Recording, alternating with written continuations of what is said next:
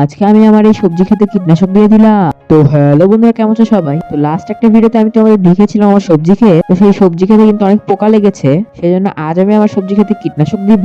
সেই জন্য কিন্তু আমি আমার এই স্প্রেয়ারটা নিয়ে নিয়েছি। এই কীটনাশক গুলো কিন্তু পাউডার আকারে আছে। আমাদের প্রথমে এটা পানির সাথে মিশাতে হবে, তারপর আমাদের স্প্রে করতে হবে গাছে। সেই জন্য এখানে দেখতে পাচ্ছ আমি কীটনাশকটা প্যাক থেকে বের করে নিচ্ছি। বের করে আমি এখন এই মগে ঢালবো। তারপরে এই মগে আমি পানি মিশিয়ে নিচ্ছি। তারপরে আমি কিন্তু এই স্প্রেয়ারের বোতলটাতে ঢালতেছি। এখন আমরা স্প্রেয়ারটা লাগাবো, লাগিয়ে আমরা স্প্রে করব। তো এই দেখতে পাচ্ছ আমাদের লাগানো কিন্তু শেষ। এখন আমরা স্প্রে করতে যাব।